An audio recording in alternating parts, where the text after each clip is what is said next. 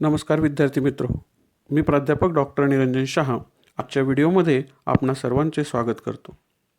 मित्रहो, आजपर्यंत आपण scrutiny of profit and loss account या संदर्भामधल्या पार्ट फर्स्टमध्ये इन्कम या सदराखाली येणारे जे काही कंटेंट्स आहेत याचं ऑडिटरने कशा पद्धतीने करायचं याचा अभ्यास केला.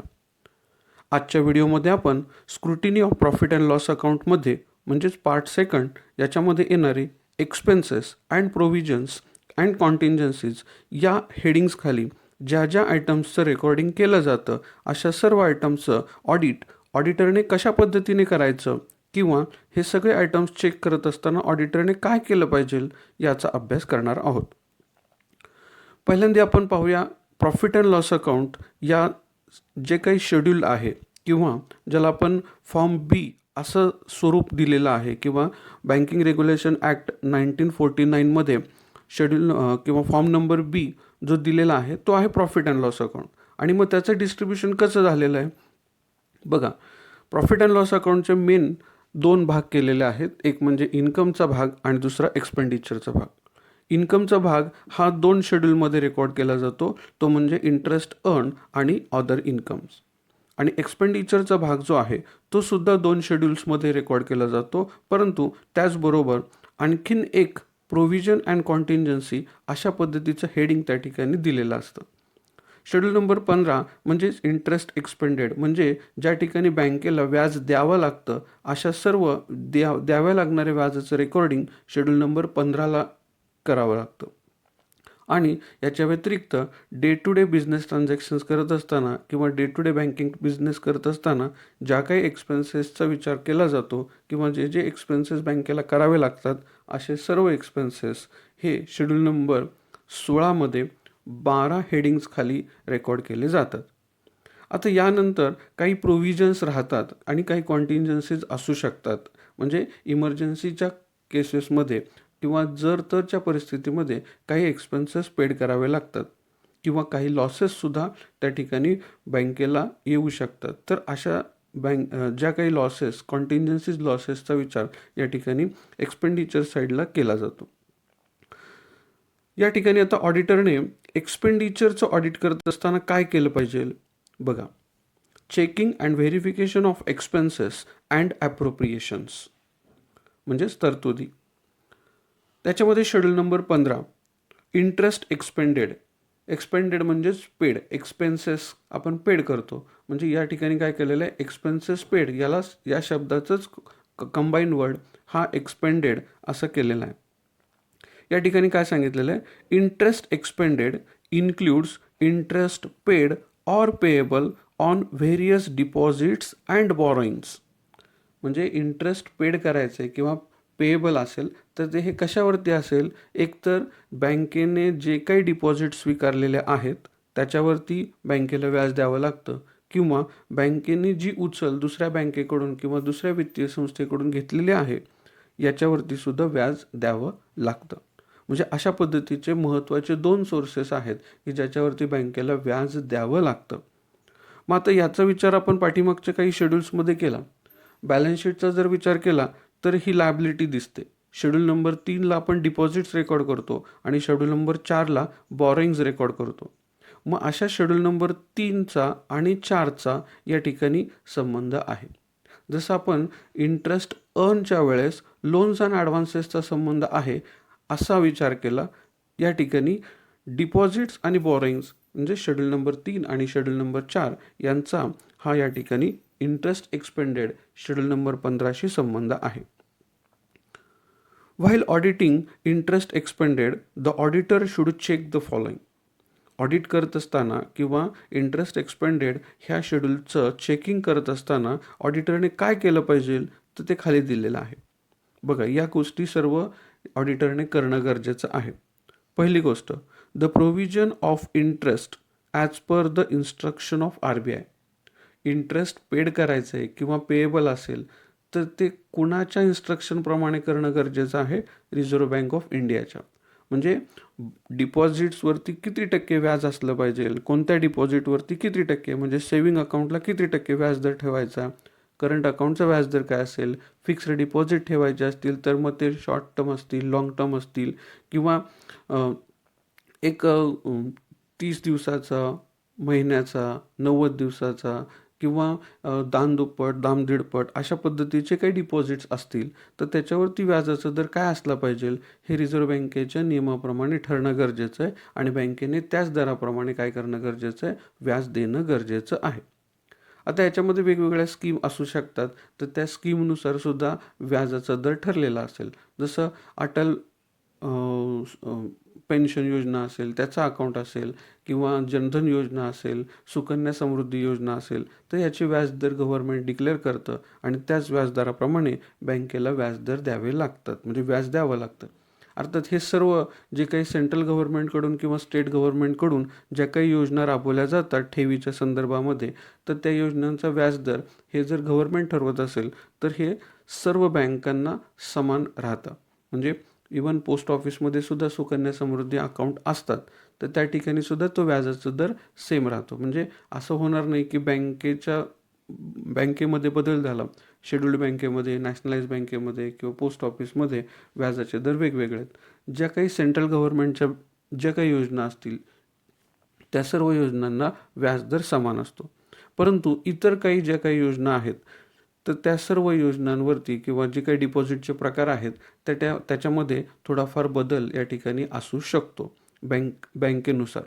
तर ते अगोदर माहिती करून घेणं गरजेचं आहे की ज्या काही RBIच्या गाईडलाईन्स आहेत, ज्या काही इन्स्ट्रक्शन्स आहेत, त्या इन्स्ट्रक्शननुसार जी बँक आपण ऑडिटसाठी निवडलेली आहे, त्या बँकेने ते प्रोव्हिजन्स पूर्ण केलेल्या आहेत का नाहीत, हे पाहणं ऑडिटरचं प्राथमिक काम आहे.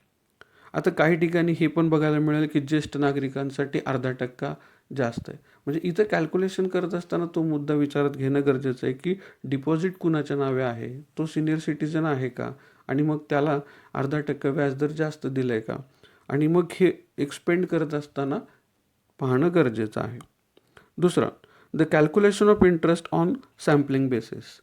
जसं आपण इंटरेस्ट अर्नच्या वेळेस विचार केला, तसंच आपण इंटरेस्ट एक्सपेंडेडच्या वेळेससुद्धा काही सॅम्पलिंग निवडून त्याचे कॅल्क्युलेशन्स चेक करणं हे ऑडिटरचं महत्त्वाचं काम आहे आणि त्या आधारे बाकीच्यांचा निर्णय घेणं गरजेचं आहे. तिसरा मुद्दा, sufficient provision of outstanding interest and discount has been made or not, असा शब्द आहे.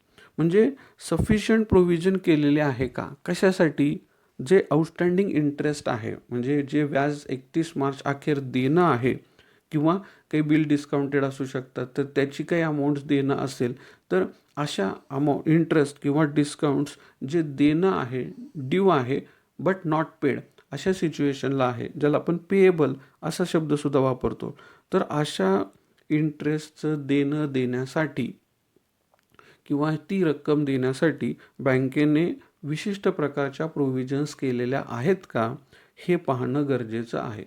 म्हणजे असतील तर त्या प्रोव्हिजन्स किती रकमेपर्यंत झालेल्या आहेत, त्याची मर्यादा किती, या गोष्टी पाहिल्या पाहिजेत. आणि नसेल तर मग का केलेल्या नाहीत, त्याची कारणं शोधणं गरजेचं आहे किंवा त्या पद्धतीने बँकेला इन्स्ट्रक्शन्स देणं गरजेचं आहे. पुढचा मुद्दा, the necessary provision regarding bad and doubtful debts.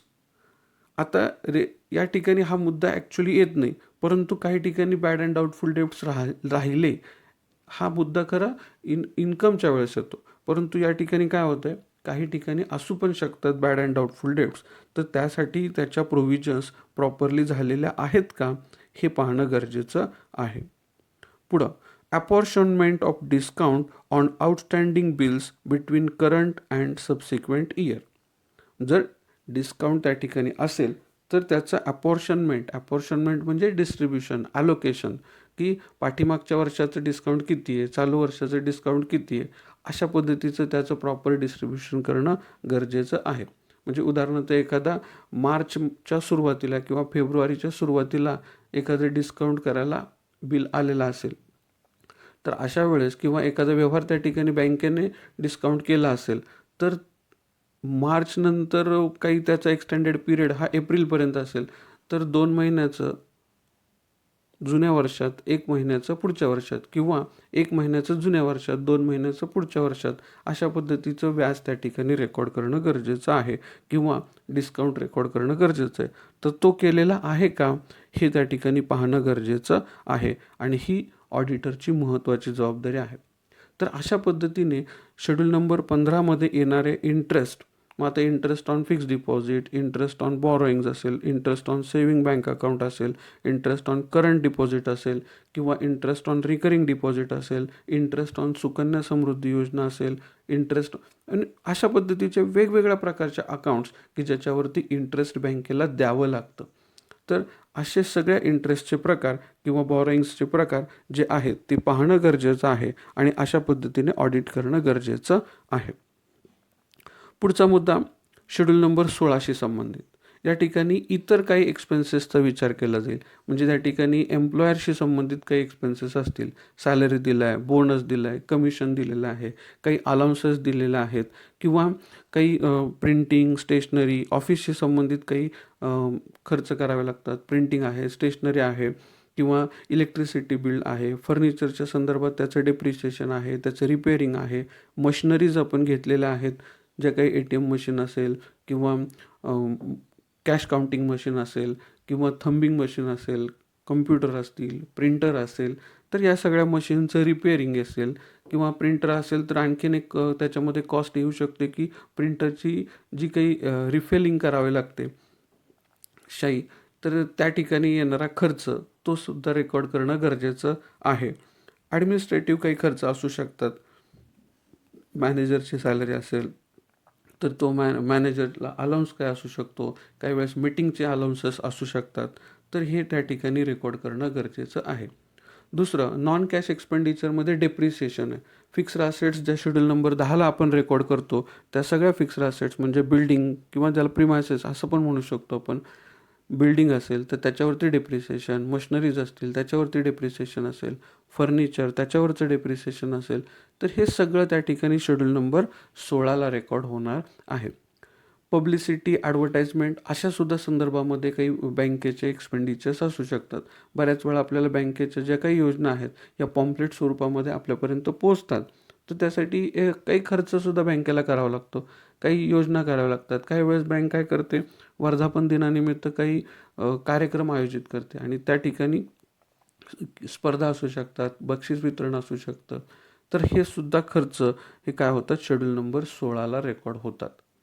थोडक्यात सांगायचं झालं तर शेड्यूल नंबर 15 हा फक्त इंटरेस्ट देण्याशी संबंधित आहे. म्हणजे ज्या ठिकाणी बँक इंटरेस्ट देते याच्याशी संबंधित जो काही खर्च आहे हा शेड्यूल नंबर 15ला येतो. याच्या व्यतिरिक्त सर्व खर्च हे शेड्यूल नंबर 16मध्ये रेकॉर्ड होतात आणि याचं 12 हेडिंग्स केलेले आहेत. म्हणजे शेड्यूल नंबर 16मध्ये टोटल 12 हेडिंग्ज आहेत आणि या हेडिंग्स खालीच त्याचे एक्सपेन्सेस आपल्याला रेकॉर्ड करावे लागतात.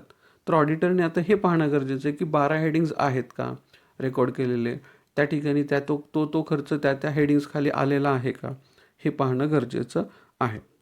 बघा आता काय सांगितलेलं आहे, these expenditures are related to.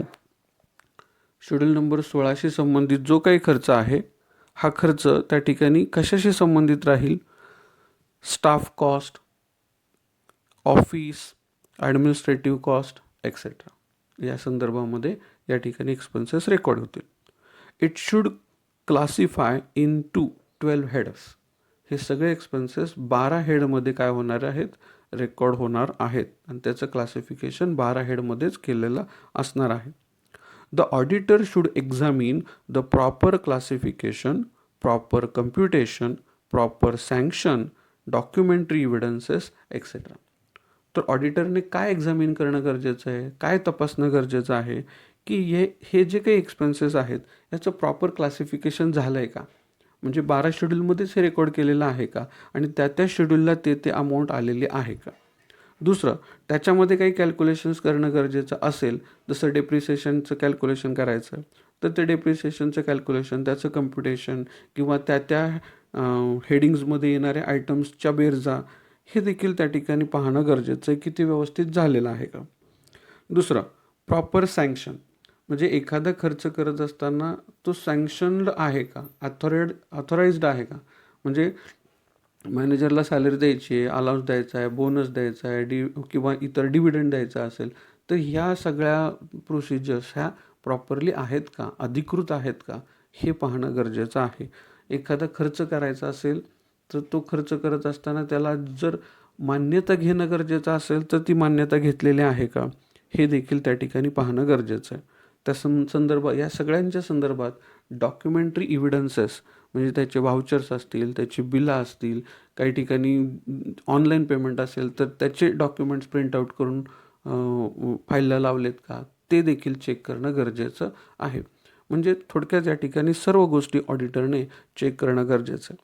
Normal जसं आपण चेक करतो, म्हणजे ऑडिटर की वाउचिंग करत असताना तारीख किंवा त्याची अमाऊंट, त्याच्या बिलाचे डिटेल्स या ठिकाणी रेकॉर्ड केलेले आहेत का, हे पाहणं गरजेचं आहे. प्रॉफिट अँड लॉस अकाउंटमध्ये आणखीन एक आयटमचं रेकॉर्डिंग केलं जातं, ते म्हणजे प्रोव्हिजन अँड कॉन्टिंजन्सीज. आता या संदर्भामध्ये ऑडिटरने कशा पद्धतीने ऑडिट करणं गरजेचं आहे किंवा ह्याचं चेकिंग कशा पद्धतीने करणं गरजेचं आहे, हे आपण पाहूया. बघा, या ठिकाणी काय सांगितलेलं आहे, the necessary provision has to be made for bad and doubtful debts. या ठिकाणी आता बॅड अँड डाऊटफुल डेप्ट्स ही संकल्पना म्हणजेच बॅड डेप्ट्स अशा संकल्पनेमध्ये येते, म्हणजे त्यालाच आपण बॅड अँड डाऊटफुल डेप्ट्स असं म्हणतो. आता बॅड डेप्ट्स म्हटल्यानंतर बुडीत, आणि बुडीत म्हटल्यानंतर डेटर्सचा संबंध येतो. म्हणजे डेटर्सवरती आपण RDD किंवा बॅड डेप्टच्या प्रोव्हिजन आजपर्यंत केल्या. आता बँक काही ट्रेडिंग बिझनेस करत नाही, त्यामुळे या ठिकाणी सन्ड्री डेटर्स ही संकल्पना नाही. तर मग बँकेचे डेटर्स कोण, तर लोन्स अँड ॲडव्हान्सेस. म्हणजे बँकेने ज्या व्यक्तींना कर्ज दिलेलं आहे, ॲडव्हान्सेस दिलेले आहेत, कॅश क्रेडिट फॅसिलिटी प्रोव्हाइड केलेले, त्यांच्याकडून बँकेला येणं आहे, आणि हे येणं म्हणजे बँकेचे सन्ड्री डेटर्स असे समजले. आता काही वेळेस सगळंच येणं येतं असं नाही, काही कर्जदारांकडून काही कर्ज बुडण्याची शक्यता असते, तर तसं बुडण्याची शक्यता असणं म्हणजेच बॅड डेप्ट्स, तर त्याची प्रोव्हिजन बँकेने करणं गरजेचं आहे. प्रोव्हिजन फॉर टॅक्सेशन, पुढच्या वर्षी किंवा चालू वर्षाचं टॅक्स पेड करत असताना आपल्याला टॅक्सची अमाऊंट भरायची आहे, या दृष्टिकोनातून चालू वर्षात त्याची प्रोव्हिजन करणं गरजेचं आहे. तर ती बँकेने प्रोव्हिजन केलेली आहे का, हे देखील पाहिलं पाहिजे. Provision for decrease in valuation of asset किंवा इन्व्हेस्टमेंट, एखाद्या असेटचं किंवा इन्व्हेस्टमेंटचं व्हॅल्युएशन केल्यानंतर त्याची व्हॅल्यू जर कमी झाली तर भविष्यामध्ये हा लॉस आहे, आणि हा लॉस होऊ नये किंवा या लॉसचा भविष्यातल्या प्रॉफिटवर परिणाम होऊ नये याची तरतूद या ठिकाणी करून ठेवणं गरजेचं आहे. जर व्हॅल्युएशनमध्ये इन्व्हेस्टमेंट किंवा असेटचं व्हॅल्युएशन वाढलं तर भविष्यात प्रॉफिट झाला चालेल, परंतु जर लॉस झाला तर भविष्यातलं नुकसान या ठिकाणी विचारात आत्ता घेणं गरजेचं आहे. यालाच आपण फ्युचर लॉसेस कन्सिडरेशन अशी संकल्पना वापरतो. म्हणजे अकाउंटिंग प्रिन्सिपलनुसार भविष्यात होणारे नफा किंवा फायदा हा विचारात न घेता भविष्यात होणारा लॉस हा विचारात घेऊन त्याची तरतूद करणं हे अकाउंटिंग प्रिन्सिपल सांगतं, आणि मग यानुसार बँकेने ते केलेलं आहे का, हे देखील पाहिलं पाहिजे. Provision for contingent expenditure and transfer to the statutory reserve fund, आणखीन काही करणं गरजेचं आहे.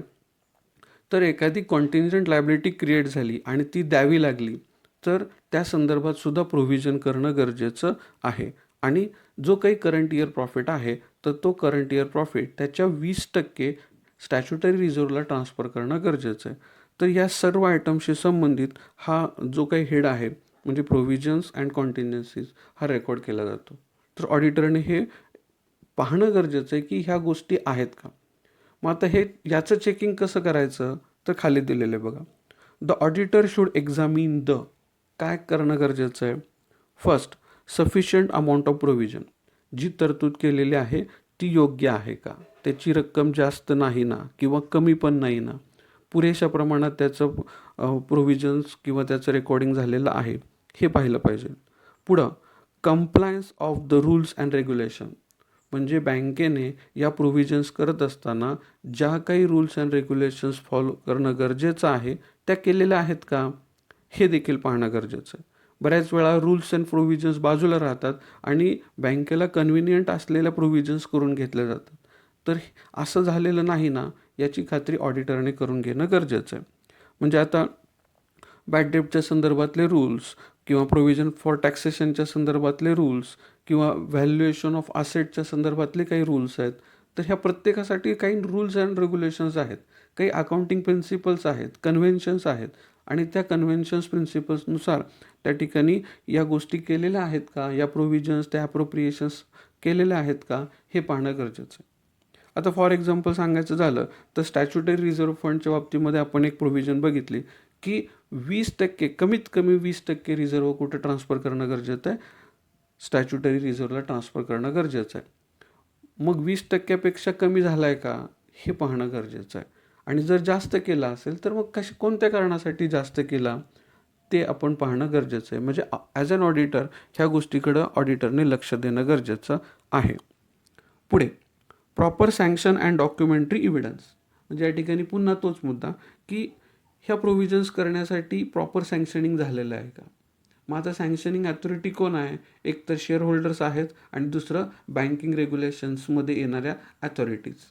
मग त्याच्यावरची बँक असेल म्हणजे मध्यवर्ती बँक असेल, त्याच्यावरची कोण असेल, त्याच्यावरची कोण असेल किंवा रिझर्व्ह बँक असेल. तर अशा वरिष्ठ बँकांकडून ज्या काही प्रोव्हिजन्स केलेल्या आहेत त्या प्रोव्हिजन्स या सँक्शन करणं किंवा थोडक्यात त्यांनी जे काही गाईडलाईन्स दिलेल्या आहेत, इन्स्ट्रक्शन्स दिलेल्या आहेत त्या फॉलो करणं गरजेचं आहे. तर तसं केलं आहे का हे देखील ऑडिटरने पाहणं गरजेचं आहे. And documentary evidence. आणि त्या संदर्भामध्ये सँक्शनिंग अथॉरिटीकडनं काही डॉक्युमेंटरी इव्हिडन्स असणं गरजेचं आहे. म्हणजे एखादा मुद्दा जर मीटिंगमध्ये सँक्शन करून घेतला असेल तर मीटिंगचे मिनिट्स बुक्स असणं गरजेचं आहे. म्हणजे त्या मिनिट्स बुक्समध्ये तो ठराव कोणी मांडला, ठरावाला किती लोकांनी प्रतिसाद दिला, ठराव सँक्शन झाला का नाही झाला, हा मुद्दा त्या मिनिट बुक्समध्ये येणं गरजेचं आहे. आणि मग तो जो काही इव्हिडन्स आहे तो त्या ठिकाणी महत्त्वाचा आहे, तो देखील पाहणं गरजेचं आहे की बाबा ठराव झाला होता का, ठराव कोणी मांडला होता, ठराव कोणत्या रकमेचा झाला होता किंवा किती टक्केचा झाला होता. तर हे देखील पाहणं गरजेचं आहे. पुढं ॲडिक्वेट युटिलायझेशन ऑफ प्रोव्हिजन. आता आणखीन एक महत्त्वाचं, नुसती प्रोव्हिजन केलेले चालणार नाही, प्रोव्हिजन करून त्याचं युटिलायझेशन पण होणं गरजेचं आहे. म्हणजे दरवर्षी प्रोव्हिजन करून तो फंड क्रिएट करायचा नाही आहे किंवा ते साठवून ठेवायचं नाही. त्याचं ज्या कारणासाठी युटिलायझेशन होणं गरजेचं आहे ते युटिलायझेशन झालेलं आहे का, वापर झालं आहे का, हे देखील पाहणं गरजेचं आहे. म्हणजे काय, for example provision for taxation हे कशासाठी क्रिएट करतो आपण, टॅक्स पेड करण्यासाठी. मग पुढच्या वर्षीचा टॅक्स या प्रोव्हिजनमधून पेड केलेला असणं गरजेचं आहे. नाहीतर दरवर्षी प्रोव्हिजन फॉर टॅक्सेशन वेगळं आणि पेमेंट ऑफ टॅक्स वेगळं असे 2 हेडिंग्समध्ये रेकॉर्डिंग चालणार नाही. जर पेमेंट ऑफ टॅक्स केलं असेल तर पेमेंट ऑफ टॅक्स ही संकल्पना प्रोव्हिजन फॉर टॅक्सेशनमधून जाणं गरजेचं आहे. मग या ठिकाणी आता सपोज चालू वर्षी प्रोव्हिजन फॉर टॅक्सेशनची एंट्री रेकॉर्ड करायची असेल तर ती एंट्री काय होऊ शकते, चालू वर्षाच्या प्रॉफिटमधून प्रोव्हिजन क्रिएट करायची. मग प्रॉफिट काय होणार, profit and loss account debit to provision for taxation अशी एंट्री होणार. म्हणजे प्रोव्हिजन फॉर टॅक्सेशन काय झालं, क्रेडिट झालं. आता त्याचं युटिलायझेशन करायचं आहे तर मग profit and loss account provision for taxation account debit करावं लागेल आणि त्याचं काय करावं लागेल, पेमेंट ऑफ टॅक्स क्रेडिट करावं लागेल. म्हणजे अशा पद्धतीने आपल्याला त्याचं युटिलायझेशन म्हणजे डेबिट क्रेडिट असं प्रॉपरली रेकॉर्डिंग होणं गरजेचं आहे. तर ते झालं आहे का हे देखील पाहणं गरजेचं आहे. तर अशा पद्धतीने checking and verification of expenses and appropriations या हेडिंगखाली शेड्यूल नंबर 15, शेड्यूल नंबर 16 आणि प्रोव्हिजन अँड कॉन्टिंजन्सीज हे रेकॉर्ड करणं गरजेचं आहे आणि ते ऑडिटरने व्यवस्थित चेक करणं गरजेचं आहे. तर मित्रो, या ठिकाणी आपण प्रॉफिट अँड लॉस अकाउंटच्या आयटम्सचा विचार केला आणि पार्ट सेकंड या ठिकाणी आपण कंप्लीट केलेला आहे. पार्ट फर्स्टमध्ये आपण इन्कमचा विचार केला आणि पार्ट सेकंडमध्ये आपण एक्सपेन्सेस साईडचा विचार केलेला आहे. तर ऑडिटरने प्रॉफिट अँड लॉस अकाउंटचं किंवा प्रॉफिट अँड लॉस अकाउंटला येणाऱ्या आयटम्सचं ज्यावेळेस चेकिंग करायचं आहे, व्हेरिफिकेशन करायचं आहे, त्यावेळेस अतिशय काळजीपूर्वक हे करणं गरजेचं आहे. कारण की हा इन्कम आणि एक्सपेन्सेसचा भाग आहे आणि हे जे काही आयटम्स आहेत प्रॉफिट अँड लॉस अकाउंटला येणारे हे फॉर द पिरियड असतात, म्हणजे त्या वर्षापुरते असतात आणि त्याचा चालू वर्षाच्या प्रॉफिटवर परिणाम होत असतो आणि पर्यायाने हे रेकॉर्डिंग बॅलन्स शीटला रेकॉर्ड होत असतं. त्यामुळं बॅलन्स शीटचं जो पोझिशन दाखवतो ती याच्यावरती डिपेंड असते. त्यामुळे ऑडिटरने काळजीपूर्वक प्रॉफिट अँड लॉस अकाउंटच्या सर्व आयटम्सचं चेकिंग किंवा ज्याला आपण स्क्रुटिनी म्हणतो ही करणं गरजेचं आहे. या ठिकाणी आपण थांबूया. थँक्यू.